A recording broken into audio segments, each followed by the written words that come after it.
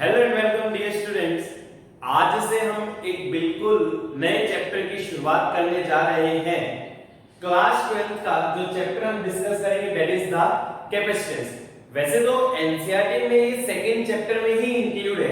NCERT का second chapter आपका electric potential and capacitance. हमने इलेक्ट्रिक पोटेंशियल कंप्लीटली डिस्कस कर लिया है। एनसीईआरटी के हिसाब से तो ये इलेक्ट्रिक पोटेंशियल वाले चैप्टर में ही है, बट मैं इसको अलग से ट्रीट करके चल रहा हूं because this is very important. तो आपको ये बिल्कुल ध्यान से समझना है। आज हम इसका लेक्चर नंबर 1 और उसमें केवल इसके बेसिक इंट्रोडक्शन की बात करेंगे। आज के लेक्चर में ये नहीं कि कोई बहुत ज्यादा न्यूमेरिकल प्रॉब्लम्स होने वाली हो, बस आज के लेक्चर में हम इसके बेसिक कॉन्सेप्ट्स को सीखेंगे और आने वाले लेक्चर से इस पे हम बहुत ज्यादा न्यूमेरिकल प्रॉब्लम भी करेंगे। देखिए, सबसे पहले हम समझते हैं कैपेसिटेंस क्या है, उसके ऊपर बाद में आएंगे। हमारे पास एक डिवाइस है जिसके बारे में हमें यहाँ पे पढ़ना है, दैट इज द कैपेसिटर। किसकी स्टडी है यहाँ पे? कैपेसिटर, है ना। वैसे मैं आपको बता देता हूँ, हमारे जो भी इलेक्ट्रिकल सर्किट बनेंगे आगे जाके हमने इलेक्ट्रिकल सर्किट ही पढ़ने हैं। इलेक्ट्रिकल सर्किट में बेसिक 3 एलिमेंट्स होते हैं। कितने एलिमेंट्स होते हैं आपके? 3। एक तो क्या होता है आपका कैपेसिटर, सेकंड क्या होता है आपका रजिस्टर और थर्ड होता है आपका इंडक्टर, है ना। तो यहां पे हम किसकी चर्चा करने वाले हैं? कैपेसिटर की। रजिस्टर की जो चर्चा है वो आपने वैसे तो 9th 10th क्लासेस में पढ़ रखा है और इसकी जो डिस्कशन है हम नेक्स्ट चैप्टर में करने वाले that is the current electricity. और मैग्नेटिज्म में जब हम जाएंगे तो वहां पे किसका डिस्कशन करेंगे? इंडक्टर। और फिर तीनों को मिलाकर हम सर्किट्स पढ़ेंगे। तो जो अपना कैपेसिटर है सर्किट का एक बहुत ही इंपॉर्टेंट हिस्सा होता है। अब कैपेसिटर का काम क्या होता है वो समझते हैं। देखिए, कैपेसिटर एक ऐसा डिवाइस है जो एनर्जी स्टोर करता है। कैपेसिटर की बेसिक डेफिनेशन क्या है? कैपेसिटर एक ऐसा डिवाइस है जो एनर्जी को स्टोर करता है। किसकी फॉर्म में? In the form of electric field. देखिए, मैंने आपको हमेशा बताया कि इलेक्ट्रिक फील्ड अपने साथ क्या कैरी करेगा? एनर्जी। तो कैपेसिटर उसी एनर्जी को स्टोर करता है किसकी फॉर्म में? In the form of electric field. तो कैपेसिटर के बारे में हम क्या लिख सकते हैं कि it is an energy storage device. कैसा है भाई? It is an energy storage device which stores energy। किसकी फॉर्म में स्टोर करता है? which stores energy in form of electric field। किसकी फॉर्म में स्टोर करता है? in form of electric field। और इलेक्ट्रिक फील्ड या पोटेंशियल एनर्जी किसकी फॉर्म में करता है? हम क्या कह सकते हैं? Potential energy. क्योंकि इलेक्ट्रिक फील्ड की जो भी एनर्जी होती है वो किसकी फॉर्म में होती है? In the form of potential energy, है ना। तो कैपेसिटर एक एनर्जी स्टोरेज डिवाइस। अब देखिए, मैं आपको कैपेसिटर की प्रैक्टिकल लाइफ में यूटिलाइजेशन बताता हूं, है ना। देखिए, हम सभी जानते हैं हमारे पास एनर्जी स्टोरेज डिवाइस एक और है जो एनर्जी को अपने अंदर स्टोर करके रखता है और समय आने पे आपको प्रोवाइड करता है। वो कौन सा? आपका बैटरी। भाई सबने सुना होगा 3 वोल्ट की बैटरी, 6 वोल्ट की बैटरी, 9 वोल्ट की बैटरी। बैटरी में भी क्या होता है? केमिकल्स होते हैं। वो केमिकल एनर्जी को ही किसमें कन्वर्ट करता है? आपका इलेक्ट्रिकल एनर्जी। तो देखिए, कैपेसिटर से भी आपको एनर्जी मिलती है, बैटरी से भी आपको एनर्जी मिलती है। तो भाई हमारे पास जब बैटरी थी तो कैपेसिटर बनाने की जरूरत क्यों पड़ी?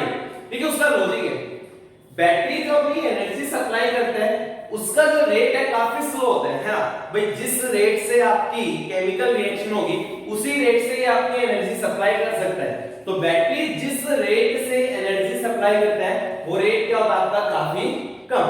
और कैपेसिटर जिस रेट से एनर्जी सप्लाई कर सकता है वो रेट क्या होता है? आपका काफी ज्यादा, है ना। फॉर एग्जांपल, आपने फोटोग्राफी की होगी, है ना।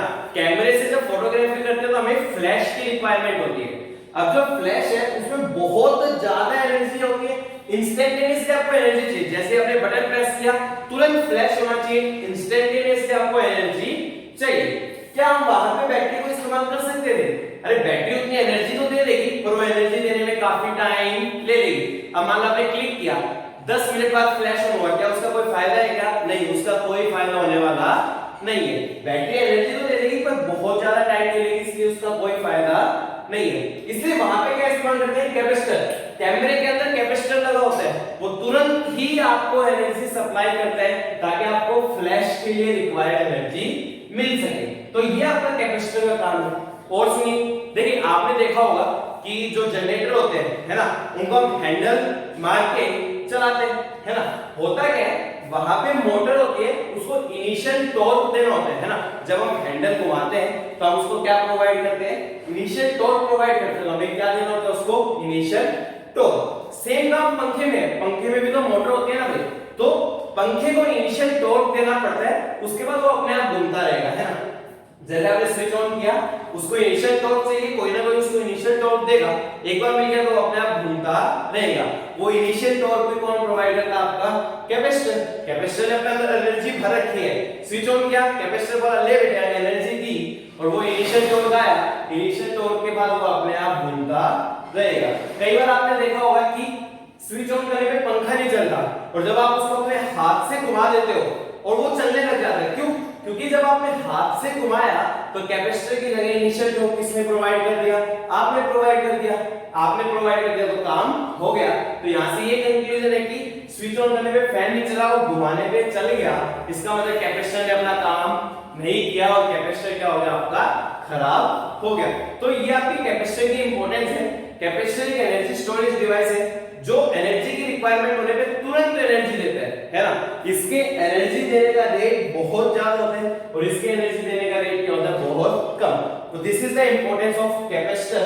बहुत सारे सर्किट में, नियरली हर इलेक्ट्रॉनिक सर्किट जो कि आपके कंप्यूटर्स वगैरह, मोबाइल्स वगैरह में इस्तेमाल होते हैं, वहां पे क्या इस्तेमाल होगा, आपका कैपेसिटर। एनर्जी स्टोरेज डिवाइस है, जब कभी एनर्जी चाहिए तुरंत एनर्जी देगा है ना। कैमरे के फ्लैश में आपका कैपेसिटर है, फैन में जो आपने देखा होगा वैसे तो सिलेंड्रिकल शेप होता है, पर एक्चुअली होता कुछ जो हम बाद में बात करेंगे, उसमें भी क्या होगा, आपका कैपेसिटर। तो this is the basic introduction of capacitor है ना। अब हम इसमें कुछ आगे बात करते हैं। भाई हुआ क्या, हमने क्या किया, हमने कैपेसिटर बनाने की सोची। देखिए अब मैंने क्या किया, एक स्फेरिकल कंडक्टर एज्यूम किया है, स्फेरिकल शेल मैंने लिया और मान लीजिए मैंने इसको चार्ज किया Q और इसकी रेडियस कितनी थी, आपकी R, ठीक है। इसके कारण हम इलेक्ट्रिक फील्ड को जानते हैं। अंदर तो आपका इलेक्ट्रिक फील्ड कितना होता है, 0 होता है, पर बाहर कुछ ना कुछ आपका इलेक्ट्रिक फील्ड होने वाला है।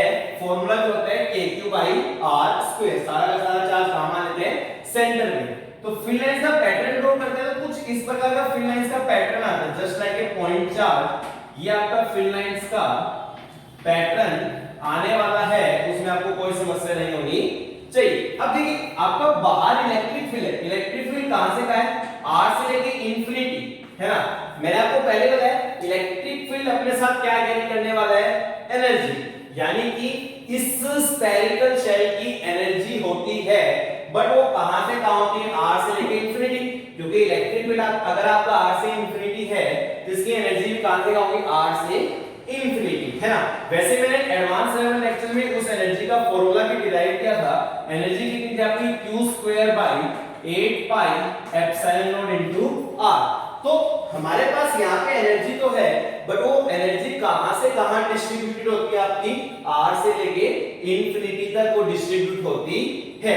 क्या ये एनर्जी हमारे काम की है क्या, नहीं। देखिए हम इतना बड़ा R से इंफिनिटी, हमें तो स्टोर्ड फॉर्म में चाहिए। स्टोर मतलब मान लीजिए कोई लिमिटेड स्पेस होगा, उसके अंदर आपकी एनर्जी स्टोर्ड होगी, पर ये तो अनलिमिटेड स्पेस है, R से लेके infinity, that is the unlimited space. इस अनलिमिटेड स्पेस में जो एनर्जी है उसका हमारे लिए कोई फायदा नहीं है। तो सबसे पहले बात यहाँ एनर्जी का है, बट प्रॉब्लम ये कि एनर्जी बाउंडेड नहीं है, एनर्जी फैली हुई है, चारों तरफ फैली हुई है। हमें तो एनर्जी बाउंडेड फॉर्म में चाहिए, हमें तो स्टोर्ड फॉर्म में चाहिए, ताकि जरूरत आने पे हम उसको पुनः इस्तेमाल कर सकें, है ना। अब देखिए उसके बाद क्या है कि एक बात भाई हम चाहेंगे ज्यादा से ज्यादा एनर्जी, हमें ज्यादा से ज्यादा एनर्जी कब होगी, जब ज्यादा से ज्यादा क्या होगा, चार्ज, है ना। भाई एनर्जी किस पे डिपेंड कर रही है, चार्ज पे। तो हमें तो ज्यादा से ज्यादा एनर्जी चाहिए, ज्यादा से ज्यादा एनर्जी कब होगी, जब ज्यादा से ज्यादा चार्ज होगा। तो क्या मैं इसको कितना भी चार्ज देता जाऊं एनर्जी बढ़ती जाएगी। क्या चार्ज देने की कोई लिमिट आएगी क्या, है ना। अगर कोई लिमिट ही नहीं है तो आप चार्ज देते रहो, कितनी भी एनर्जी बढ़ जाएगी। देखिए ऐसा नहीं है, चार्ज देने की लिमिट होती है ना। चार्ज देने की क्या है, लिमिट, क्योंकि जितना ज्यादा चार्ज उतनी ज्यादा एनर्जी। बट चार्ज आप एक लिमिट तक ही दे सकते, उसके बाद चार्ज नहीं दे सकते। वो लिमिट डिफाइन करने के लिए हमारे पास एक टर्म है and that is the capacitance. क्या है? That is the capacitance. Capacitance का मतलब क्या है कि वो रिप्रेजेंट करता है कंडक्टर की एबिलिटी कि वो कितना चार्ज ले सकता है। ये नहीं कि आप कितना भी चार्ज उसको देते रहोगे, ऐसा पॉसिबल नहीं है ना। तो यहां से हमारे कैपेसिटेंस का सिग्निफिकेंस आता है। कैपेसिटेंस की अगर मैं डेफिनेशन लिखूं तो क्या है कैपेसिटेंस की डेफिनेशन कि ये एबिलिटी को रिप्रेजेंट करता है, ability of a conductor to store charge. क्या होती है? Ability of a conductor to store charge. किससे डिनोट करते हैं भाई इसको हम डिनोट करते हैं बाय द लेटर C, है ना। अब देखिए अब क्या होगा, पहले तो हम ये समझते हैं कि Q एक लिमिट है, उस लिमिट से ज्यादा हम चार्ज नहीं दे सकते। कारण क्या है? जैसे आप चार्ज दे जाओगे बाहर इलेक्ट्रिक फील्ड भी बढ़ता जाएगा। अरे भाई इलेक्ट्रिक फील्ड का फॉर्मूला क्या आपका KQ/R²। बाहर इलेक्ट्रिक फील्ड बढ़ता जाएगा। अब होगा क्या कि भाई सराउंडिंग में कोई ना कोई मीडियम होगा। मान लीजिए सराउंडिंग में एयर था। क्या था सराउंडिंग में? एयर, है ना। इस इलेक्ट्रिक फील्ड के कारण क्या होगा? एयर का ब्रेक डाउन हो जाएगा। क्या हो जाएगा? अरे बहुत ज्यादा चार्ज होगा तो बहुत ज्यादा इलेक्ट्रिक फील्ड, और उस इलेक्ट्रिक फील्ड के कारण एयर का क्या हो जाएगा? ब्रेक डाउन होने का क्या मतलब? सपोज ये एयर का कोई मॉलिक्यूल है ना। भाई इलेक्ट्रिक फील्ड आपका इस डायरेक्शन में है तो पॉजिटिव चार्ज इधर मूव कर जाएगा और नेगेटिव चार्ज इधर आ जाएगा। मतलब जब आप चार्ज देते जाओगे तो एक लिमिट के बाद एयर का जो पॉजिटिव चार्ज वो इधर चला जाएगा, बट एयर का नेगेटिव चार्ज किस पे आता जाएगा? आपका स्फीयर पे। तो नेट चार्ज को क्या कर देगा? डिक्रीज। तो इसलिए लिमिट है, अगर आप एक लिमिट से ज्यादा चार्ज दोगे सराउंडिंग मीडियम का ब्रेक डाउन हो जाएगा। ब्रेक डाउन होने के बाद पॉजिटिव चार्ज इलेक्ट्रिक फील्ड की डायरेक्शन में, नेगेटिव चार्ज आपका अपोजिट डायरेक्शन में। अपोजिट डायरेक्शन तो स्फीयर पे इकट्ठा हो जाएगा, स्फीयर पे इकट्ठा हो जाएगा तो इफेक्टिवली पॉजिटिव चार्ज क्या हो जाएगा? आपका डिक्रीज। इसलिए वो क्या कर देते हैं कि इस मीडियम के ब्रेक डाउन के कारण आप एक लिमिट से ज्यादा चार्ज नहीं दे सकते। और वो लिमिट डिफाइन करने के लिए एक टर्म है दैट इज द कैपेसिटेंस। वो ये बताएगी कि कोई कंडक्टर कितना चार्ज स्टोर कर सकता है। तो कैपेसिटेंस को हम डिनोट करते हैं बाय लेटर C, और C का फॉर्मूला क्या होता है आपका? Q/V। क्या होता है आपका? Q/V। अगर हम सिंपल एक आइसोलेटेड कंडक्टर, ये क्या आइसोलेटेड और कोई इसके आसपास नहीं है, अकेला रखता है, आइसोलेटेड कंडक्टर के हम कैपेसिटेंस डिफाइन करें तो क्या आपका? चार्ज पर यूनिट वोल्टेज, है ना। चलिए डियर स्टूडेंट्स एक बार इसको नोट कर लीजिए, मैं इरेज कर रहा हूं फिर हम इसको आगे समझेंगे।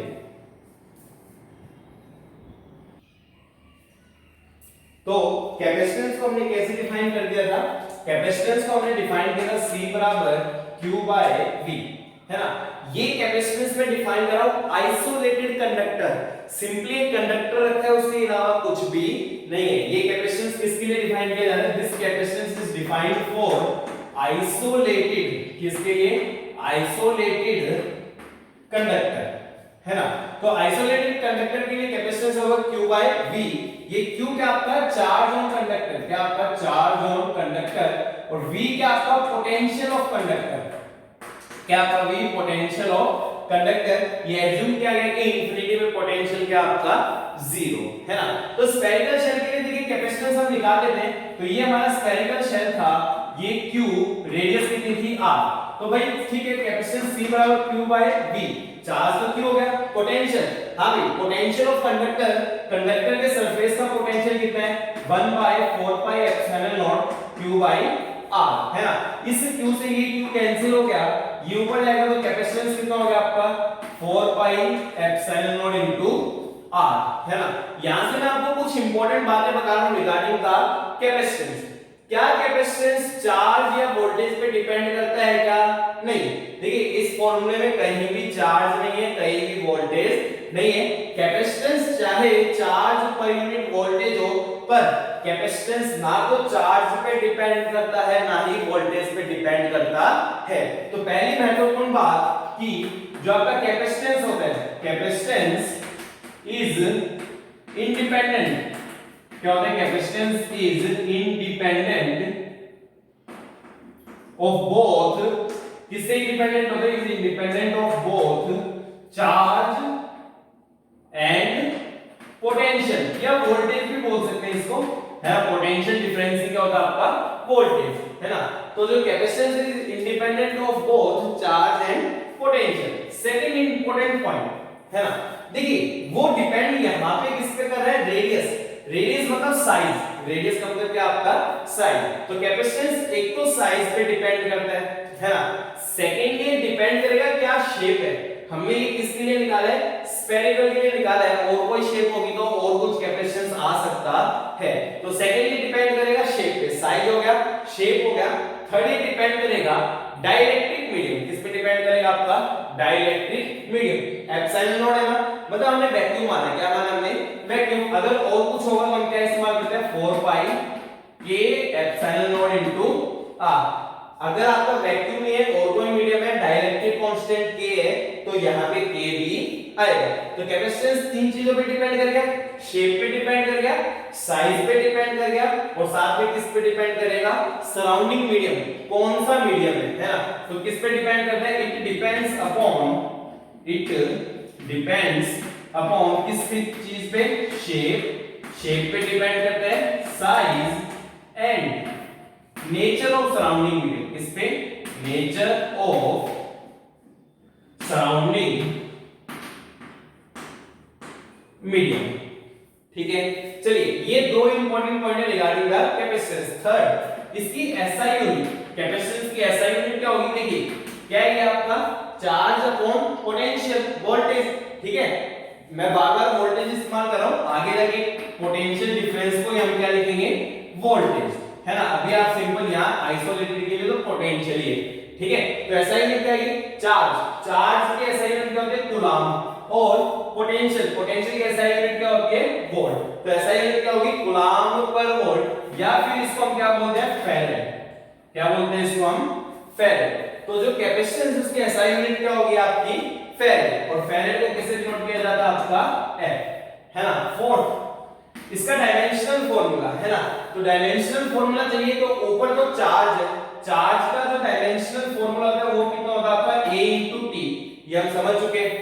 वोल्ट है ना, पोटेंशियल मतलब वोल्ट। अच्छा, पोटेंशियल को हम कैसे डिफाइन करते हैं भाई, पोटेंशियल का मतलब क्या होता है आपका, पोटेंशियल हम डिफाइन करते हैं v बराबर पोटेंशियल एनर्जी अपॉन चार्ज। यही डेफिनेशन थी आपकी, पोटेंशियल एनर्जी अपॉन चार्ज। अब पोटेंशियल एनर्जी का क्या होता है भाई आपका, ml² t - 2, और चार्ज का अगेन क्या हो गया, a t।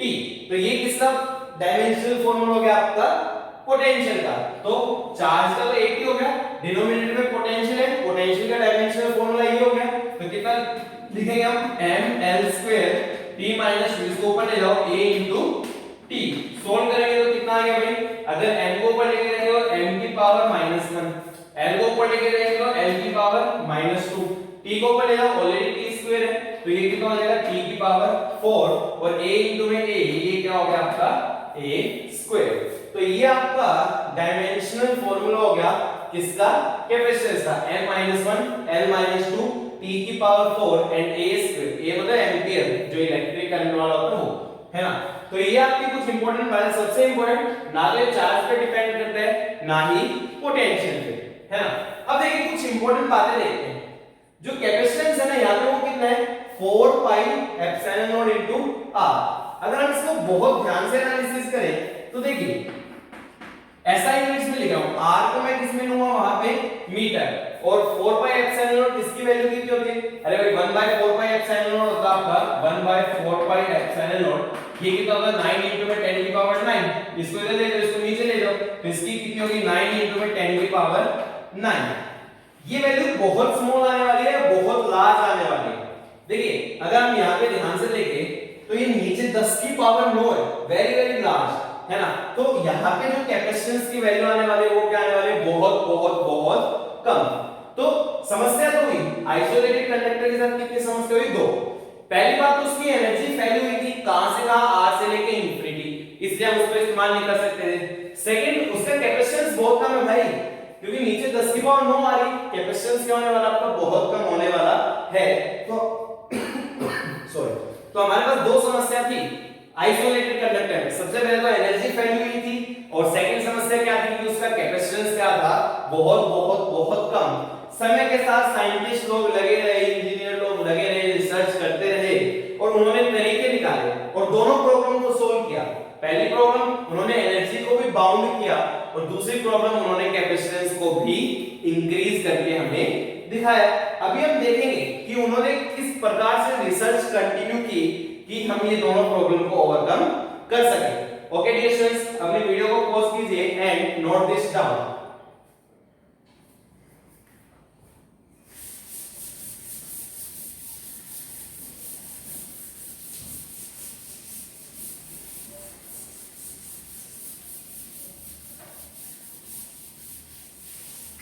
आइए देखिए हमारे साइंटिस्ट ने हमारे लिए कितना अच्छा काम किया वो देखते हैं। तो कैपेसिटेंस था Q by V। पहले मैं देख रहा हूं कैपेसिटेंस कैसे बढ़ाने की सोची गई है ना। उन्होंने क्या किया कि भाई ठीक है, इसको आपने चार्ज Q दिया था, उन्होंने पास में एक और कंडक्टर रख दिया और उसको नेगेटिव चार्ज क्या दे दिया, उसको नेगेटिव। भाई रिसर्च करते करते ऐसे दिमाग में आया किसी के, साथ में एक और स्फीयर रखा और कैसा चार्ज देते उसको नेगेटिव। तो अगेन C का फॉर्मूला क्या है, Q by V। कैपेसिटेंस इस केस में घट जाएगा या बढ़ जाएगा वो देखते हैं। भाई चार्ज तो उतना है, ठीक है। पोटेंशियल पहले तो यहाँ केवल पॉजिटिव पोटेंशियल था, बट अब यहाँ पे इस स्फीयर के कारण कुछ ना कुछ क्या आने वाला, आपका नेगेटिव पोटेंशियल भी आएगा, है। पहले तो केवल पॉजिटिव पोटेंशियल था, अब आपने नेगेटिव चार्ज स्फीयर साइड में रख दिया तो इसका कुछ ना कुछ नेगेटिव पोटेंशियल यहाँ पे आने वाला है। तो नेट पोटेंशियल क्या हो जाएगा, डिक्रीज। मतलब पोटेंशियल क्या हो गया आपका, डिक्रीज। तो कैपेसिटेंस ऑब्वियसली क्या हो जाएगा आपका, इंक्रीज, है ना। तो यहां से उन्होंने महत्वपूर्ण कंक्लूजन निकाला कि भाई एक कंडक्टर की बजाय आप दो कंडक्टर लीजिए। कितने कंडक्टर लीजिए आप, दो, क्योंकि दो कंडक्टर्स का जो कैपेसिटेंस होना है वो ज्यादा होगा as compare to single conductor. तो इस रिसर्च के बाद से जो भी रिसर्च की गई उसमें ये बोला गया कि हाँ, अगर हमें कैपेसिटेंस बढ़ाना है, क्या बढ़ाना है, कैपेसिटेंस, तो हमें कितने कंडक्टर्स चाहिए, हमें दो कंडक्टर चाहिए। तो इसके बाद जो भी रिसर्च हुई उसमें कितने कंडक्टर्स लिए गए आपके, दो।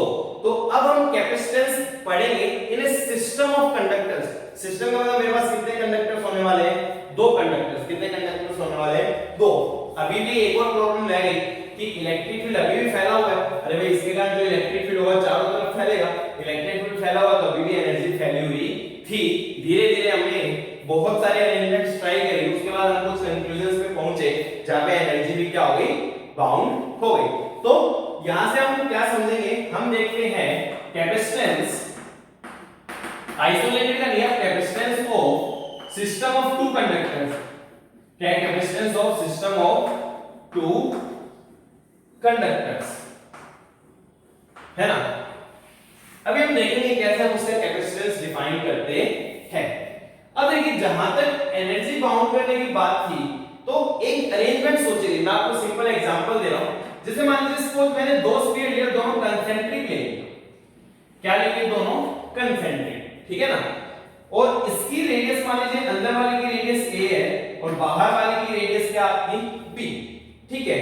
और सोचा गया कि इसको q चार्ज दे देते हैं, इसको कितना चार्ज दे देते हैं, -q, ठीक है, कोई दिक्कत नहीं। इस केस में फील्ड तो होगा, बाहर कितना फील्ड होगा आपका, बाहर अगर मैं आपसे बाहर पूछूं तो बाहर के लिए ये भी सेंटर पे अज्यूम करना पड़ेगा, ये चार्ज भी सेंटर पे, ये q भी सेंटर पे, -q भी सेंटर पे। तो बाहर टोटल फील्ड कितना हो गया आपका, 0, है ना। अंदर, अरे स्फेरिकल शेल के अंदर तो फील्ड हमेशा ही क्या होता है, 0। तो इस रीजन में फील्ड 0 हो गया, इस रीजन में फील्ड 0 हो गया। बीच के रीजन में सोचा गया, किसमें सोचा गया, बीच के रीजन में। बीच के रीजन में तो कुछ ना कुछ फील्ड होगा। अरे बाहर वाले का कंट्रीब्यूशन क्या है, 0, बट अंदर वाले के कारण कुछ ना कुछ फील्ड होने वाला है। तो इस अरेंजमेंट में जो अपना फील्ड है ना वो केवल कहां रहेगा, इन दोनों शेल के बीच में रहेगा, और कहीं हमारा फील्ड अब नहीं है। तो इस प्रकार के अरेंजमेंट से मेरी दूसरी प्रॉब्लम भी सॉल्व होगी। अरे भाई दो कंडक्टर लिए तो कैपेसिटेंस तो बढ़ ही गया, और सेकेंडली मैंने एनर्जी को भी क्या कर दिया, बाउंड कर दिया, है ना। तो इस प्रकार से रिसर्च कंटिन्यू करके ये प्रॉब्लम्स ओवरकम की गई। This capacitor is known as the spherical capacitor. क्या बोलते हैं इसको हम, स्फेरिकल कैपेसिटर, है ना। अब मैं इसका कैपेसिटेंस डिफाइन करने वाला हूं। क्या डिफाइन करने वाला हूं, कैपेसिटेंस। कैपेसिटेंस का फॉर्मूला अगेन वही होता है आपका q by v। अच्छा ये कैसे क्वांटिटी, स्केलर की वेक्टर। अरे q भी स्केलर है और v भी स्केलर, तो कैपेसिटेंस भी क्या आने वाली है आपकी, स्केलर क्वांटिटी आने वाली है ना। तो c बराबर क्या आ गया आपका, q Q by V। अब देखिए यहां पे Q क्या होता है, अब आपने एक पॉजिटिव चार्ज दिया एक नेगेटिव चार्ज दिया है, तो ये Q क्या है, उस कंडक्टर का चार्ज जिसको पॉजिटिव चार्ज दिया गया, क्या दिया गया, जिसको पॉजिटिव चार्ज, है ना। तो उस कंडक्टर का चार्ज जिसको क्या दिया गया है, पॉजिटिव चार्ज। अब ये V समझते हैं, V क्या आपका पोटेंशियल डिफरेंस, क्या होता है आपका potential difference between two conductors, क्या होता है आपका potential difference between two conductors, है ना। देखिए मैं इस Q को थोड़ी सी और चर्चा कर रहा हूं, हमारे पास ये अरेंजमेंट है ना, ये भाई चार्ज Q है और ये चार्ज कितना आपका -Q। यहां पे चार सरफेस है ना डियर स्टूडेंट्स, एक अंदर वाला, मैंने कंडक्टर्स में इस प्रकार की प्रॉब्लम्स आपको करवा रखी है, एक बाहर वाला, फिर एक अंदर वाला और फिर एक बाहर वाला, है ना। तो हम क्या करते हैं कि भाई यहां पे हम एक गॉसियन सरफेस मान लेते हैं जिस पे इलेक्ट्रिक फील्ड 0 तो फ्लक्स 0, तो अंदर वाले सरफेस पे चार्ज कितना आ गया 0, ये Q चार्ज कहां आ गया आपका बाहर वाले सरफेस पे, है ना। तो फिर क्या होता है, इस प्रकार की प्रॉब्लम्स हम कर चुके हैं, मैं इसे डिटेल में एक्सप्लेन भी कर रहा हूं। यहां पे हम एक गॉसियन सरफेस मानते थे, अंदर नेट चार्ज 0 होना चाहिए, तो Q है तो इस वाले सरफेस पे कितना आ गया -Q और बाहर क्या हो गया आपका 0। तो इस प्रकार से चार्ज डिस्ट्रीब्यूशन, अंदर वाले सरफेस पे 0, बाहर वाले सरफेस पे 0, इस वाले पे Q और इस वाले पे -Q। एक्चुअली में पॉजिटिव चार्ज तो होता है, पर ये पॉजिटिव चार्ज कौन से सरफेस पे लिया जाता है, फेसिंग सरफेस। कौन से सरफेस का लिया जाता है आपका फेसिंग सरफेस, मतलब इस वाले फेस के इस वाले फेस पे जो चार्ज है वो आपको लेना पड़ेगा। तो Q क्या होता है आपका positive charge on one of facing surface, है ना। अरे ये प्रॉब्लम आसान थी, बाय चांस मान लीजिए यहां पे क्या होता है Q1 और Q2 दे देते, क्या देते हैं Q1, अब आप क्या लोगे चार्ज, Q1 लोगे Q2 लोगे, सोचो। अरे जब तक मैंने Q और -Q दिया था सब कहानी आसान थी ना आपके लिए, मैंने क्या किया Q1 और Q2 दे दिया, दे सकते हैं कोई दिक्कत नहीं है। इलेक्ट्रिक फील्ड मान लिया कि बाउंड्री नहीं होगा, फिर भी ऐसी सिचुएशन हाइपोथेटिकल सिचुएशन दी जा सकती है। तो अब चार्ज कौन सा लोगे, क्या Q1 लोगे क्या, नहीं, क्या Q2 लोगे क्या, नहीं, कोई और लेना पड़ेगा। और कैसे लेना पड़ेगा देखते हैं। अगेन अंदर तो चार्ज क्या होगा 0, बाहर वाले सरफेस पे चार्ज कितना आ जाएगा Q1, और अगर आप इंडक्शन से देखेंगे तो यहां कितना आ जाएगा -Q1। अब टोटल Q2 होना चाहिए, तो बाहर कितना आ जाएगा Q2 Q1। ठीक है, अब कौन सा चार्ज लेंगे, अब फेसिंग सरफेस पे कौन से चार्ज आ गए, इस वाले सरफेस और इस वाले अंदर वाले सरफेस पे कौन सा चार्ज आ गया Q1। तो अब कौन सा चार्ज लेंगे हम Q1, है ना। जब दोनों जगह Q के तो आपको कोई दिक्कत नहीं है, बट अलग होगा तो आपको कैसे चार्ज लेना वो समझ में आना चाहिए। ये चार्ज होगा आपका positive charge on one of the facing surface, कौन सा सरफेस का लेना है जो एक दूसरे को फेस कर रहे हैं, ये वाला और ये वाला, ये वाला और ये वाला। और V क्या होगा आपका potential difference between two conductors, है ना। अब जो आपके कैपेसिटर है कई टाइप के होते हैं, फॉर एग्जांपल मैंने ये क्या बताया स्फेरिकल कैपेसिटर, क्यों, क्योंकि इसकी शेप क्या कंडक्टर्स की स्फीयर। फिर होता है आपके सिलेंड्रिकल, जिनमें कंडक्टर की शेप कैसे होगी सिलेंड्रिकल। और लास्ट सबसे इंपॉर्टेंट जो हमें इस चैप्टर में पढ़ना है पैरेलल प्लेट कैपेसिटर। क्या पढ़ेंगे पैरेलल प्लेट, उसमें दो प्लेट्स लगाई जाएंगी, कितनी प्लेट्स लगाई जाएंगी आपकी, दो प्लेट्स लगाई जाने वाली है ना। चलिए डियर स्टूडेंट्स अपनी वीडियो को पॉज कीजिए एंड नोट दिस डाउन, उसके बाद हम आगे बढ़ने वाले हैं। देखिए डेरिवेशन करते हैं स्फेरिकल कैपेसिटर।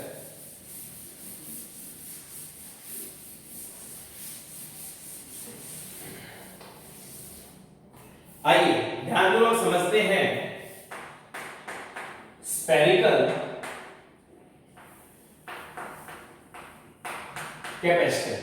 क्या हमारे पास स्फेरिकल कैपेसिटर, इसका कैपेसिटेंस का फॉर्मूला निकालते हैं। देखिए कैपेसिटेंस क्या चार्ज और वोल्टेज पे डिपेंड करता है क्या, नहीं। अब कितना भी चार्ज दे लो, कितनी भी वोल्टेज दे लो, कैपेसिटेंस क्या आएगा हमेशा सेम आएगा, है ना। अगर आपने ढंग से कैलकुलेशन की है तो कोई भी चार्ज दिया जा सकता है। कन्वीनियंस के लिए मैंने Q चार्ज दे दिया और यहाँ पे चार्ज कितना दे दिया -Q। इसका कैपेसिटेंस बताना है, क्या बताना आपको कैपेसिटेंस, ठीक है। तो C बराबर Q/V, है ना, चार्ज तो Q है, पोटेंशियल डिफरेंस है, मान लीजिए इसका पोटेंशियल V1 है, इसका पोटेंशियल V2, तो हम क्या लिखेंगे V1 माइनस V2, क्योंकि पोटेंशियल डिफरेंस ही तो होता है ना। अच्छा, क्या आप V1 की वैल्यू मेरे को बता सकते हो क्या? V1 की वैल्यू कितनी आएगी? देखिए V1 पे दो मतलब दो चार्जेस के कारण पोटेंशियल है, इस Q के कारण भी पोटेंशियल है और इस माइनस Q के कारण भी पोटेंशियल है। इस Q के कारण ठीक है, अरे भाई इसके तो सरफेस पे है तो KQ बाई A है ना। अब ये क्या माइनस Q के अंदर लाई कर रहा है, अंदर उतना ही पोटेंशियल होता है जितना सरफेस पे कितना आएगा माइनस KQ बाई B है ना। सिमिलरली मैंने V2 निकाला, अब V2 तो क्या इसका सरफेस है, सरफेस के हम मानते हैं कि चार्ज को कहां कॉन्सेंट्रेटेड मान लो सेंटर पे, ये Q भी सेंटर पे और ये माइनस Q भी सेंटर पे, तो सेंटर पे नेट चार्ज का होगा 0, फिर पोटेंशियल कितना आ गया आपका 0 है ना। चलिए तो यहां से कैपेसिटेंस कितना आ गया Q बाय V2 तो 0 आ गया, V1 की वैल्यू लिख दीजिए KQ by A minus KQ by B। अच्छा, क्या कॉमन ले सकते हैं यहां से, KQ कॉमन लिया, क्या बच गया 1 by A minus 1 by B। तो कैपेसिटेंस कितना आ गया, देखिए Q से Q कैंसिल, K होता है 1 बाय 4 बाय एप्सिलॉन, तो क्या आ गया 4 by epsilon nought 1 by A minus 1 by B। LCM ले लीजिए तो 4 बाय एप्सिलॉन नॉट ऊपर आ गया AB और नीचे क्या आ गया आपका B माइनस A। तो this is the capacitance of A spherical capacitor 4 by epsilon not AB upon B minus A है ना। क्या ये चार्ज पे डिपेंड कर रहा है? नहीं। क्या ये वोल्टेज या पोटेंशियल डिफरेंस पे डिपेंड कर रहा है? नहीं, है ना। अब आपका एग्जामिनर कंफ्यूज करेगा, कैसे? वो बोलेगा इसका कैपेसिटेंस सेम देगा सब कुछ, कई बार क्या करेगा ये A कर देगा, ये B कर देगा, इसको ग्राउंडेड दिखा देगा। क्या दिखा देगा इसको?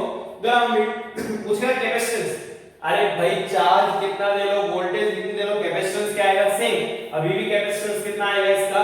सेम, है ना। मान लीजिए इसको ग्राउंडेड नहीं किया, इसको कर दिया, अब पूछेगा कैपेसिटेंस, अरे इसी को कर लो, कुछ वोल्टेज हो कुछ चार्ज हो, कैपेसिटेंस क्या आने वाला है? सेम, तो अभी भी उतना ही रहने वाला है। फिर क्या करेगा कंफ्यूज करने के लिए, यहां Q1 चार्ज दे देगा, यहां Q2 दे देगा, तो भी कुछ चार्ज है तो कुछ कर लो, कैपेसिटेंस क्या आएगा? सेम, अभी भी कितना आएगा? ये आने वाला है। तो इस प्रकार आपको कंफ्यूज किया जाएगा, कभी किसी की ग्राउंडिंग करेंगे, कभी किसी की, कोई फर्क नहीं पड़ता, क्योंकि कैपेसिटेंस ना चार्ज पे डिपेंड करता है ना ही पोटेंशियल डिफरेंस पे डिपेंड करता है। वो तो एक ज्योमेट्रिकल टर्म होगी, ज्योमेट्रिकल पैरामीटर्स पे डिपेंड करे, शेप, साइज एंड मीडियम, है। चलिए डियर स्टूडेंट्स, इसके साथ स्फेरिकल कैपेसिटर का फार्मूला आ गया, इसको नोट कर लीजिए। अब हम आगे बढ़ रहे हैं और सिलेंड्रिकल कैपेसिटर समझ लें। क्या समझ रहे हैं? Cylindrical capacitor. चलिए देखते हैं। देखिए सिलेंड्रिकल कैपेसिटर समझने के लिए थोड़ी सी मेहनत करनी पड़ेगी। एनसीईआरटी में सवाल एक्सरसाइज में सिलेंड्रिकल कैपेसिटर का देखिए। तो सेकंड कैपेसिटर हमारा सिलेंड्रिकल कैपेसिटर, सिलेंड्रिकल कैपेसिटर में क्या वो देख लेते हैं, सिलेंड्रिकल। भाई नाम से तो स्पष्ट है कैसी शेप होने वाली, सिलेंड्रिकल शेप होगी, तो हमारे पास क्या है यहाँ पे सिलेंड्रिकल कैपेसिटर। यहाँ पे क्या होता है, दो आपके कंसेंट्रिक या जिनका सेम एक्सिस होता है वो सिलेंडर्स होते हैं, लेंथ L मान लीजिए आप, है ना। रेडियस के मुकाबले बहुत ज्यादा वैसे तो,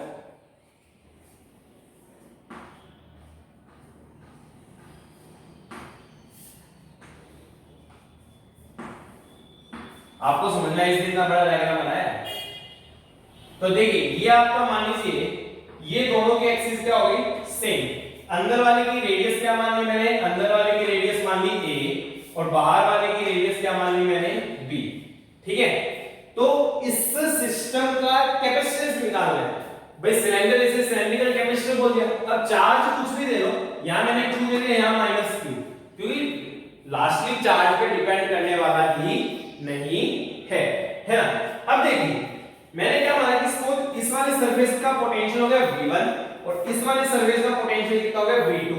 तो कैपेसिटेंस देखिए कितना आएगा, Q बाय पोटेंशियल डिफरेंस, कितना आपका V1 माइनस V2, कितना आपका V1 माइनस, मेरे को V1 माइनस V2 चाहिए, है ना। तो यहां सीधा फॉर्मूला में आता नहीं, तो हम इलेक्ट्रिक फील्ड का सहारा लेंगे। इलेक्ट्रिक फील्ड का मैं फॉर्मूला जानते हैं क्या होता है आपका, माइनस dV बाय dr।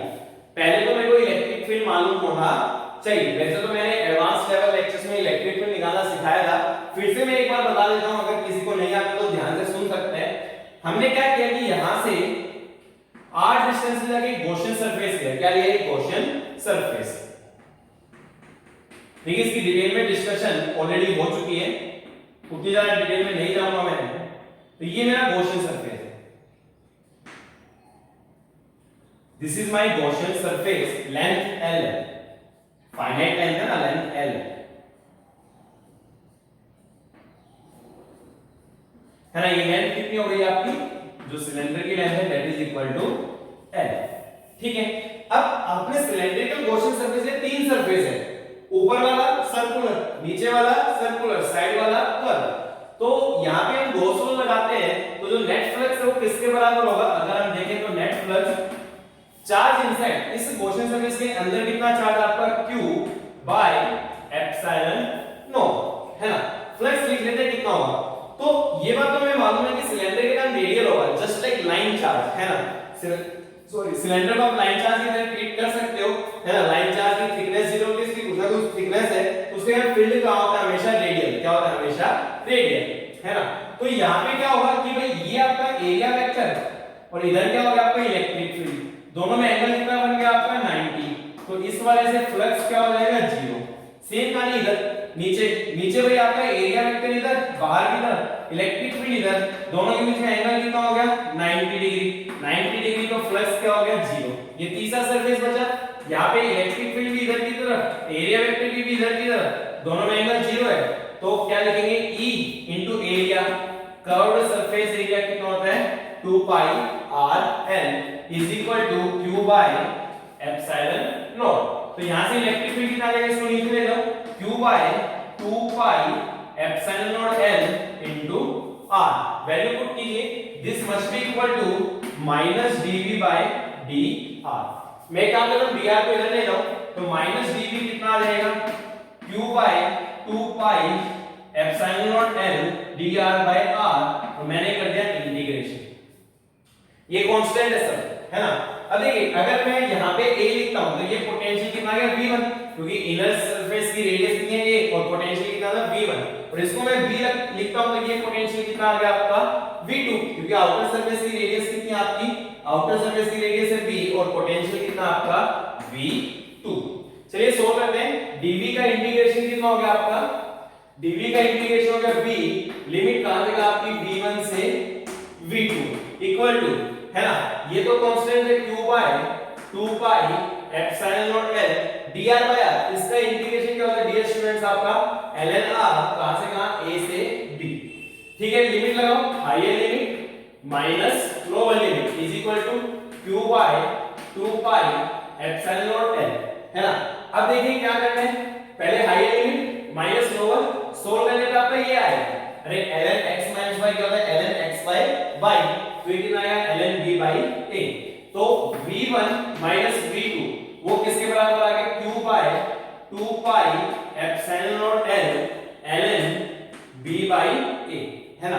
तो अब निकालो कैपेसिटेंस, अब तो खेल है, c बराबर Q बाय v, ये वैल्यू देखो Q से Q कैंसिल हो जाएगा, Q बाय v कितना हो गया Q by 2 pi epsilon not l ln b by a, Q ने Q को मार दिया, इसको ऊपर ले जाओ, तो 2 pi epsilon not l ln b by a। तो this is the capacitance of A cylindrical capacitor, 2 pi epsilon not l divided by ln b by a, b आपकी आउटर रेडियस, a आपकी इनर रेडियस, l क्या है इसकी length. तो इस प्रकार से आप सिलेंड्रिकल कैपेसिटर का कैपेसिटेंस निकाल सकते हो। ओके डियर स्टूडेंट्स, अपनी वीडियो को पॉज कीजिए एंड नोट दिस डाउन।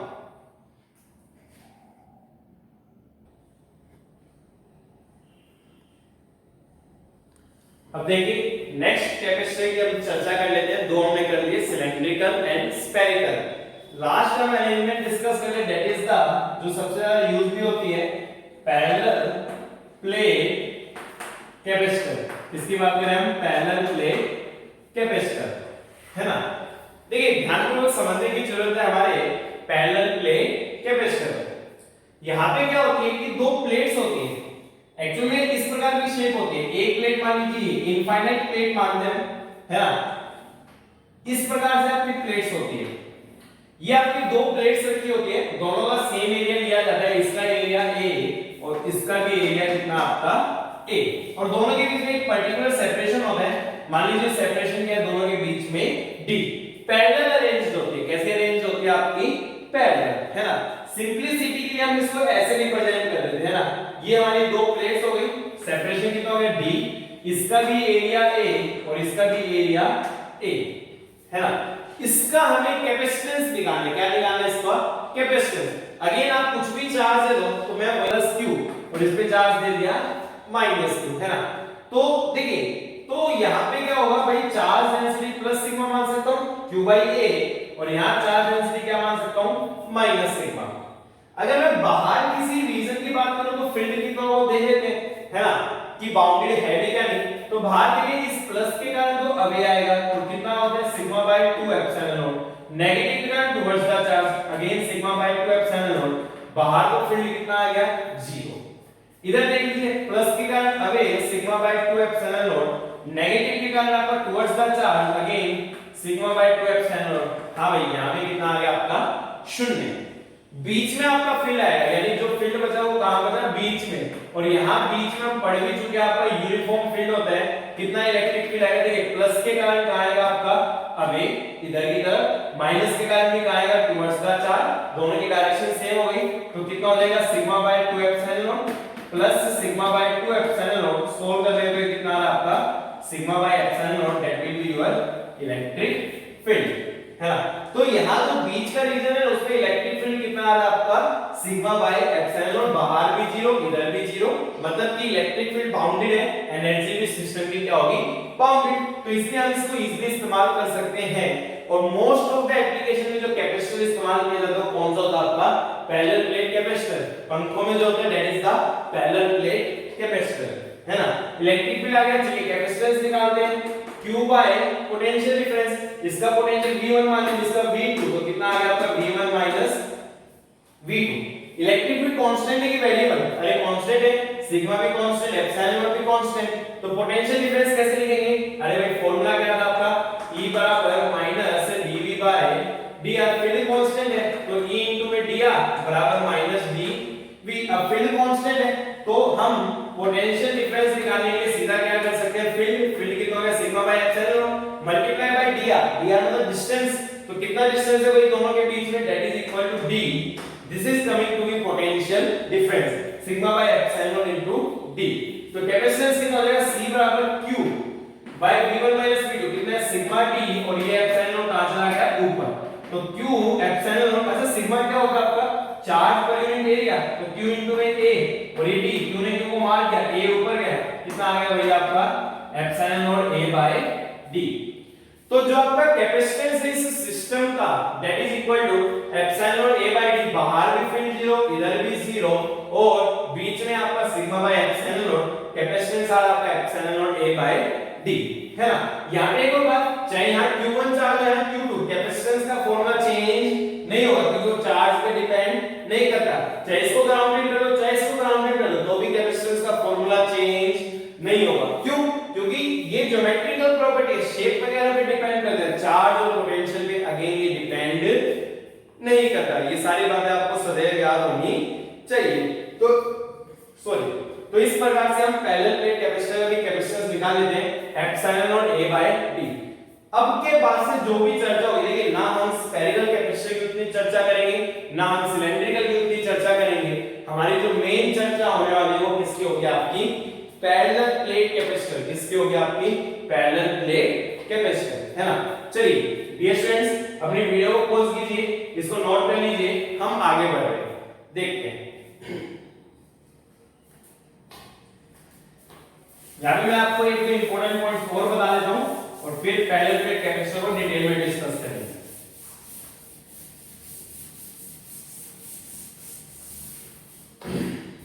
देखिए एक और बात, हमने कैपेसिटेंस को कैसे डिफाइन किया था? Q by V। ये कांस्टेंट था ज्योमेट्री के हिसाब से, तो हम क्या लिख सकते हैं? Q बराबर CV। तो हमारा क्या था? Q is directly proportional to V, है ना। चार्ज और पोटेंशियल प्रोपोर्शनल है, ऑब्वियस है। V का फॉर्मूला क्या था? KQ बाय R, है ना। तो अगर हम ग्राफ बनाए between charge end voltage directly proportional, तो ग्राफ क्या आएगा? Straight line. अब Q बाय V, है ना।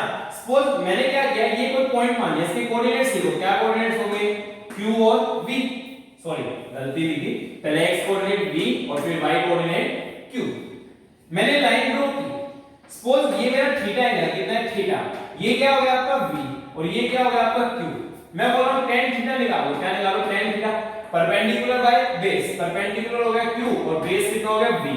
अरे भाई Q बाय V तो देखी कर रहे, तो कैपेसिटेंस किसके बराबर होते हैं tan थीटा, या tan थीटा हम क्या बोलते हैं स्लोप। तो QV ग्राफ का स्लोप किसके बराबर होता है capacitance that is equal to tan theta, but याद रखिए थीटा कौन से एक्सिस से एंगल लिया गया है V एक्सिस से, किससे लिया गया है V एक्सिस से। कई बार पेपर में कंफ्यूज किया जाएगा, ये V दे देंगे ये Q दे देंगे और ये, अब यहां से एंगल नहीं लेना, हमेशा V एक्सिस से लेना है, तो ये angle theta then capacitance will be equal to tan theta, है ना। अच्छा एक बात और, हमने कैपेसिटेंस की एसआई यूनिट क्या पढ़ी थी 1 फैरेड, क्या पढ़ी थी एसआई यूनिट मतलब फैरेड पढ़ी थी, है ना। तो ये बहुत बड़ी यूनिट है, जनरली किसी भी कैपेसिटर का कैपेसिटेंस 1 फैरेड जितना नहीं होता, तो हम स्मॉलर यूनिट्स वो आप देख भी सकते हैं भाई। C बराबर क्या था आइसोलेटेड स्फेरिकल शेल के लिए 4 पाई एप्सिलॉन इनटू r। अगर मान लीजिए कैपेसिटेंस 1 फैरेड ले, क्या ले रहे हैं 1 फैरेड, इसकी वैल्यू कितनी थी 9 into 10 की पावर 9 into r, तो इसको ले लेगा तो r कितना आ गया आपका 9 into 10 की पावर 9 मीटर। अर्थ की रेडियस से भी बहुत बड़ी है, अर्थ की रेडियस 6400 किलोमीटर होती है, 6400 किलोमीटर का मतलब है 6.4 into 10 raised to power 6 metre, ये तो अर्थ की रेडियस है, और इतनी रेडियस का स्फीयर पॉसिबल नहीं है, तो 1 फैरेड आपकी यूनिट भी पॉसिबल नहीं है। छोटी यूनिट्स इस्तेमाल करते हैं जैसे माइक्रोफैरेड, 1 माइक्रोफैरेड आपको बहुत बार मिलेगी, इसका मतलब क्या है 10 की पावर -6 फैरेड। कई बार आपको मिलेगा नैनोफैरेड, नैनोफैरेड का मतलब क्या है 10 की पावर -9 फैरेड। कई बार मिलेगा आपको पिकोफैरेड, उसका मतलब क्या है 10 की पावर -12 फैरेड। तो ये बातें आपको सब याद होनी चाहिए, है ना। तो सबसे पहले बात QV ग्राफ का स्लोप किसके बराबर होता है capacitance that is tan theta, theta कहां से लेना है V एक्सिस से, ये बात आपको याद होनी चाहिए। 1 फैरेड बहुत यूनिट है, कई बार हम छोटी यूनिट्स को भी इस्तेमाल करते हैं। चलिए डियर स्टूडेंट्स अपनी वीडियो को पॉज कीजिए एंड नोट दिस टर्म। इसके बाद हम एक बहुत ही इंपॉर्टेंट चीज की चर्चा करने वाले हैं, आइए समझते हैं। देखिए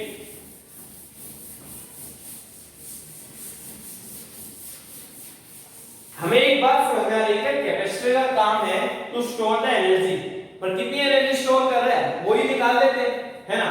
तो हम क्या निकालने जा रहे हैं एनर्जी स्टोर, क्या की एनर्जी स्टोर्ड इन किसमें parallel plate capacitor, energy stored in parallel plate.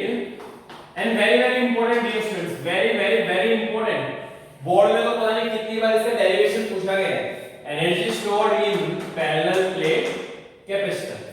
आइए समझते हैं। देखिए पैरेलल प्लेट कैपेसिटर में ये अरेंजमेंट हमने मानी थी, एक ये प्लेट थी एक ये प्लेट थी, दोनों के बीच में सेपरेशन D था, ये Q चार्ज था कैपिटल Q, ये था आपका -Q या प्लस सिग्मा या माइनस सिग्मा भी आप बोल सकते हो, उसमें कोई समस्या नहीं है। और आपका इलेक्ट्रिक फील्ड बीच में था, तो इलेक्ट्रिक फील्ड के साथ कुछ ना कुछ एनर्जी स्टोर होगी, मेरे को कोई एनर्जी निकालनी है ना। अब होगा क्या ये सिस्टम अपने आप बन गया होगा, किसी ने बनाया होगा। अरे यार शुरू में तो क्या होगा, दो प्लेट्स रही होंगी आपके पास, शुरुआत में क्या रही होंगी दो प्लेट्स, इस पे भी चार्ज 0, शुरुआत में इस पे भी चार्ज 0 रहा होगा और इस पे भी चार्ज कितना रहा होगा आपका 0, है ना। धीरे धीरे हुआ क्या होगा, मान लीजिए मैं खड़ा था, मैंने क्या किया यहां से चार्ज तोड़ा और यहां दे रहा है। अब यहां से चार्ज तोड़ा, पॉजिटिव चार्ज निकाला तो इस पे कैसा चार्ज बच जाएगा नेगेटिव, और इस पे कैसा चार्ज आता जाएगा पॉजिटिव। तो मैंने इन दोनों के साथ खेल खेला, मैंने धीरे धीरे यहां से चार्ज उठाया, यहां देता गया, यहां से चार्ज उठाया, यहां देता गया, यहां से चार्ज उठाया, यहां देता गया। किसी भी टाइम पर यहां चार्ज Q और सॉरी यहां चार्ज -Q आ चुका था और यहां चार्ज कितना आ चुका था +Q। उसके बाद मैंने थोड़ा सा चार्ज dQ और दिया और यहां पे देना स्टार्ट किया, तो मान लीजिए कितना चार्ज और दिया मैंने dQ, ठीक है। अच्छा क्या इस चार्ज को देने में मेरे को वर्क करना पड़ेगा, ऑब्वियसली। मान लीजिए इस चार्ज को देने के लिए मैंने स्मॉल वर्क किया dW, कितना किया small work dW, that is equal to dW किसके बराबर होता है चेंज इन पोटेंशियल एनर्जी, और चेंज इन पोटेंशियल एनर्जी क्या होती है चार्ज इनटू में final potential minus initial potential. हम जानते हैं ये चीज, है ना। अब देखिए, तो V फाइनल माइनस इसका पोटेंशियल मान लेंगे, सपोज मेरे पास इसका पोटेंशियल V1 है, इसका V2, तो क्या लिख सकता हूं dW dQ। फाइनली कितने पोटेंशियल पे जा रहा है आपका V1 और इनिशियली कितने पे था आपका V2, है ना। अच्छा, इस समय कैपेसिटेंस का फॉर्मूला लिख सकते हो भाई। कैपेसिटेंस का कभी भी फॉर्मूला लिखिए charge upon potential difference. Charge इस समय Q है और पोटेंशियल डिफरेंस कितना आपका V1 V2, कितना आपका V1 माइनस, तो V1 V2 को ऊपर ले लो तो वो कितना आ जाएगा Q/C। अगेन आप पूछोगे सर यहां कैपिटल क्यों नहीं लिखा, क्यों? क्योंकि कैपेसिटेंस ऐसी चीज है जो चार्ज और पोटेंशियल पे डिपेंड नहीं करता। चाहे ये सिचुएशन हो चाहे ये सिचुएशन हो, दोनों में कैपेसिटेंस क्या रहेगा, सेम। तो मैंने इस सिचुएशन के हिसाब से लिखा कैपेसिटेंस चार्ज, इस सिचुएशन में चार्ज कितना Q और इस सिचुएशन में पोटेंशियल डिफरेंस कितना आपका V1 V2। V1 V2 को मैं ऊपर ले गया तो ये क्या आ जाएगा dW that will be equal to dQ। अच्छा, V1 V2 कितना आ गया आपका Q/C। अब दोनों तरफ क्या कर रहा हूं, इंटीग्रेट, है ना भाई। चार्ज की लिमिट क्या थी, शुरू में चार्ज 0 था, फाइनली चार्ज कितना होने वाला है कैपिटल Q। इतने में मान लीजिए डन हो गया W, तो 1/C कांस्टेंट है, बाहर आ गया। Q का इंटीग्रेशन क्या हो गया आपका Q²/2, पावर 1 है, 1 से इंक्रीज करो, उसी से डिवाइड कर दो और लिमिट का आने का आपकी 0 से Q। अब higher limit minus lower limit तो 0 है, तो ये क्या आ गया Q²/2C। और जो आपने वर्क किया वही किसकी फॉर्म में स्टोर हो जाता है, in the form of potential energy या एनर्जी ऑफ द कैपेसिटर, है ना। यानी कि कितनी आ गई आपकी Q²/2C, कितनी आ गई Q²/2C। देखिए फॉर्मूले को और डिटेल में देखते हैं। कैपेसिटर की एनर्जी आ गई Q²/2C। अब Q किसके बराबर होता है, C। तो सबसे पहले Q की वैल्यू याद रखो, कितना आएगा आपका C² V²/2C। एक C से एक C कैंसिल, तो कितना आएगा आपका हाफ CV²। तो एक फॉर्मूला ये भी है, हाफ CV² या Q²/2C। या फिर हम एक काम करते हैं, यहां से हम C की वैल्यू रखते हैं, C की वैल्यू क्या रखते हैं Q/V। तो U कितना आ जाएगा Q²/2। C की जगह हमने क्या लिखा Q/V, Q ने Q को मार दिया तो ये क्या आ गया हाफ QV। तो ये तीनों एक्सप्रेशंस आपको सदैव ध्यान होने चाहिए। Q²/2C, कई बार इसकी जरूरत पड़ेगी, हाफ CV², कई बार इसकी जरूरत पड़ेगी और हाफ QV, कई बार इसकी जरूरत पड़ने वाली है। तो this is the energy stored in parallel plate capacitor. अच्छा, एक और बात, हमने QV ग्राफ देखा था, है ना। देखिए यहां बना लेता हूं एक बार छोटा सा मैं। अगर आपको अभी याद हो QV ग्राफ देखा था, ये बनाया था, स्लोप इसका कैपेसिटेंस था। सपोज मैं इसका एरिया देखा हूं, ये वाला एरिया क्या रिप्रेजेंट करेगा, ये एरिया। अरे ये एरिया कितना है, ट्रायंगल का हाफ, बेस हो गया B, हाइट होगी Q, ये हाफ QV। अरे ये क्या था यार आपका, ये हाफ QV तो क्या थी, energy stored in the capacitor. तो मतलब QV ग्राफ का एरिया क्या रिप्रेजेंट करेगा, energy stored in the capacitor. क्या रिप्रेजेंट करेगा, energy stored in the capacitor. Important point, कई बार कॉम्पिटिटिव नीट में 2-3 बार पूछा जा चुका है ना। तो इस प्रकार से हमने क्या निकाली, energy stored inside a capacitor. अब आप एक बात बताइए, अरे मैं जाऊंगा क्या काम करने, मैं गया है ना, मैं गया dq चार्ज देता गया, मैं जाऊंगा क्या, नहीं। एक्चुअली मैं तो ये कार्य करने वाला नहीं, ये कार्य कौन कर रहा है, अरे dq ट्रांसफर करना, चार्ज यहां से यहां ट्रांसफर करना है, ये काम मैं नहीं करूंगा। हकीकत में तो ये काम कौन करेगी, आपकी बैटरी। कौन करेगी ये काम, बैटरी। तो बैटरी के बारे में मैं आपको यहाँ थोड़ी सी चर्चा करूंगा, चर्चा ऑन बैटरी। डिटेल में चर्चा तो नेक्स्ट चैप्टर में आएगी, बट थोड़ी बहुत चर्चा मैं यहाँ पे करने वाला हूँ। ओके डियर स्टूडेंट्स, अपने वीडियो को पॉज कीजिए एंड नोट दिस डाउन।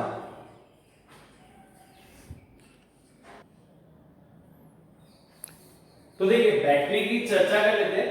वैसे बैटरी की डिटेल डिस्कशन जो केमिकल पॉइंट ऑफ व्यू है, केमिकल्स होते हैं, एनोड होता है, कैथोड होता है, वो तो केमिस्ट्री का पोर्शन है, वो मैं यहाँ पे डिस्कस करने वाला भी नहीं हूँ। मैं आपको फिजिक्स के पॉइंट ऑफ व्यू से बातें बताने वाला हूँ। देखिए बैटरी क्या है, इस प्रकार से हम बैटरी को रिप्रेजेंट करते हैं, है ना। सेल या बैटरी कुछ कह लो। This terminal represents higher potential, मतलब ये टर्मिनल क्या आपका हायर पोटेंशियल, और ये टर्मिनल क्या रिप्रेजेंट करता है आपका लोअर पोटेंशियल। मतलब इसको हम पॉजिटिव से रिप्रेजेंट करते हैं और इसको हम किससे रिप्रेजेंट करते हैं, नेगेटिव से, है ना। अब देखिए यहाँ पे मैं आपको एक दो बातें बताऊंगा जो आपको शायद रिमेंबर करनी पड़ेगी, उनका प्रूफ मैं आपको करंट इलेक्ट्रिसिटी में देने वाला हूं। पहली बात, जो भी पॉइंट्स डायरेक्टली वायर से कनेक्टेड है, किससे कनेक्टेड, डायरेक्टली वायर से, उनका पोटेंशियल क्या हो जाता है, सेम। कहने का क्या मतलब, सपोज इस पॉइंट का पोटेंशियल माना मैंने V1 और इस पॉइंट का पोटेंशियल माना मैंने V2, तो इस पॉइंट का भी कितना होगा V1, डायरेक्टली वायर से कनेक्ट करना, इस पॉइंट का भी कितना होगा V1, इस पॉइंट का भी कितना होगा V1, यहां का भी कितना होगा V1, यहां का V2 V2 V2, सब जगह क्या होने वाला आपका V2। मतलब जो पॉइंट्स डायरेक्टली वायर से कनेक्ट हो जाते हैं उनका पोटेंशियल क्या हो जाता है आपका सेम, है ना। आज से जो एक दो लेक्चर बाद हम सर्किट्स डिस्कस करेंगे उनमें ये चीज काफी इंपॉर्टेंट हो जाएगी। अब हम सुनते हैं कि बैटरी मान लीजिए 3 वोल्ट की, कितनी है, 3 वोल्ट की। 3 वोल्ट की बैटरी का क्या मतलब है कि उसके हायर और लोअर पोटेंशियल में कितने का डिफरेंस है, 3 का। मतलब अगर मैंने लोअर वाले को 0 मान लिया तो हायर वाले को कितना मानना पड़ेगा, 3। लोअर वाले को 3 मान लिया तो हायर वाले को कितना मानना पड़ेगा, 6। यानी एक जगह मान सकते हैं। अगर इसको -3 मान लिया तो इसका 3 ज्यादा है, इसको क्या मानना पड़ेगा आपको, 0, है ना। तो 3 वोल्ट की बैटरी का क्या मतलब है कि इसके हायर और लोअर पोटेंशियल में कितने का डिफरेंस आना चाहिए, 3 का। ये हायर और ये क्या होगा आपका लोअर। पहली बात आपको ये समझ में आनी चाहिए, that is the most important thing regarding the battery. दूसरी बात, बैटरी का जो पोटेंशियल डिफरेंस है वो कांस्टेंट रहता है ना। मतलब एक बार आपने ये 0 मान लिया तो ये हमेशा के लिए कितने फिक्स हो गया, 3। हम ये मान के चलेंगे कि हमारी बैटरी डिस्चार्ज नहीं हो रही, है ना। तो आपका जो बैटरी का पोटेंशियल डिफरेंस वो हमेशा क्या रहेगा, फिक्स। इधर 0 मान लिया तो हमेशा इधर कितना रहेगा, 3, वो चेंज होने वाला नहीं, है ना। तो ये दो बातें आपको याद रखनी कि ये आपका कांस्टेंट पोटेंशियल डिफरेंस रखेगी और वोल्टेज का मतलब क्या है कि हायर पोटेंशियल और लोअर पोटेंशियल के टर्मिनल में कितना अंतर आने वाला है। अब मान लीजिए मेरे पास ये कैपेसिटर था, ठीक है ना, ये क्या था मेरे पास, कैपेसिटर, और मैंने इसको बैटरी से कनेक्ट कर दिया। ये मेरी बैटरी थी, है ना। आप सेल और बैटरी का डिफरेंस लेके मत चलिए, वो हमारे लिए कोई खास सिग्निफिकेंस की बात नहीं। इनिशियली दोनों में चार्ज क्या था, 0। बैटरी का पोटेंशियल डिफरेंस कितना था, V। कहने का क्या मतलब, अगर मैं यहां का 0 पोटेंशियल मानता हूं तो इधर का पोटेंशियल कितना आ जाएगा आपका, V। कितना आ जाएगा आपका, V। फाइनली क्या होने वाला है कि यहां का पोटेंशियल भी 0 होगा और यहां का पोटेंशियल क्या हो जाएगा आपका V, वो एक अलग बात है। अब होगा क्या, इस बैटरी के कारण इस प्लेट से चार्ज टूटेगा। अरे यही तो था ना, यही हमने समझा था, यहां से चार्ज जाना है तो इस बैटरी के कारण क्या होगा, यहां से चार्ज टूटेगा, इधर होते हुए कहां जाएगा, इधर की तरफ, है ना। तो क्या होगा कि यहां से चार्ज टूटा, बैटरी से होते हुए कहां चला गया, इधर।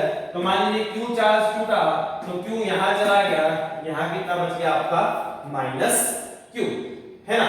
अब देखिए फाइनली क्या होगा, ये प्लेट V वोल्टेज पे आ जाएगी, सॉरी V पोटेंशियल पे आ जाएगी और ये प्लेट किस पे आ जाएगी, 0। इसके अक्रॉस पोटेंशियल डिफरेंस कितना होने वाला आपका, V होने वाला है। अच्छा मैं Q की वैल्यू लिख सकता हूं, Q किसके बराबर होगा आपका, Q will be equal to C into V, है ना। अब मैं यहां पे एक चीज निकालना चाह रहा हूं। सबसे पहले मैं निकालने जा रहा हूं वर्क डन बाय बैटरी। क्या निकालने जा रहा हूं, वर्क डन बाय, अरे वहां एक्सटर्नल एलिमेंट ने वर्क किया था, यहां कौन वर्क कर रहा है, आपकी बैटरी। तो क्या आपका वर्क डन बाय बैटरी, ठीक है। वर्क डन क्या होता है, चार्ज इनटू में final potential minus initial potential, है ना। चार्ज तो कितना दिया भाई आपने, C। कितना चार्ज दिया, C। बैटरी देखिए यहां से यहां जा रहा है ना, फाइनल पोटेंशियल कितना आपका, V, माइनस इनिशियल पोटेंशियल कितना था आपका, 0। इधर यहां से यहां चार्ज आ रहा है, final potential V, initial potential 0। तो ये कितना आ गया आपका, CV²। कितना आ गया, CV²। मतलब बैटरी ने आपका कितना काम किया है, बैटरी ने काम किया आपका CV²। अच्छा कैपेसिटर में कितनी स्टोर होगी, कैपेसिटर में हमने फॉर्मूला डायरेक्ट कर लिया था, कितनी स्टोर हो रही थी भाई आपकी, हाफ CV²। अरे ये तो गड़बड़ हो गई है, बैटरी ने ज्यादा काम कर दिया CV², उसका आधा ही किसमें स्टोर हुआ, कैपेसिटर में, बाकी आधा कहां गया।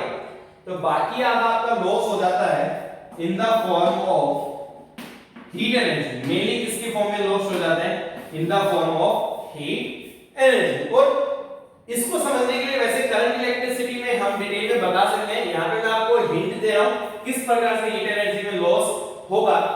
एक्चुअली क्या है कि चार्ज का यहां से ट्रांसफर हो रहा है, यानी चार्ज किसमें आपका, मोशन में। चार्ज के मोशन को हम क्या कहते हैं, करंट। क्या कहते हैं, करंट। तो यहां थोड़े टाइम के लिए क्या होने वाला है, करंट होने वाला है। और जब कभी करंट है तो उससे एसोसिएटेड हीट एनर्जी का लॉस होता है। फॉर्मूला क्या होता है आपका, I2R * T। 10th क्लास में पढ़ा होगा, I2R * T। तो जब कभी बैटरी से कैपेसिटर को चार्ज करा जाए तो बैटरी ने जितना कार्य किया, बैटरी ने कार्य किया CV², उसका आधा ही किसकी फॉर्म में स्टोर हो जाता है, in the form of energy inside the capacitor.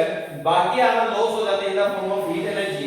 और कारण क्या है, क्योंकि चार्ज मोशन होने के बाद करंट आएगा, और जब कभी करंट होता है तो there will definitely be heat energy loss. वहां पे हीट एनर्जी लॉस होने वाला है ना, क्योंकि कुछ ना कुछ तो रेजिस्टेंस होगा, कनेक्टिंग वायर्स का कुछ ना कुछ रेजिस्टेंस तो होने वाला है।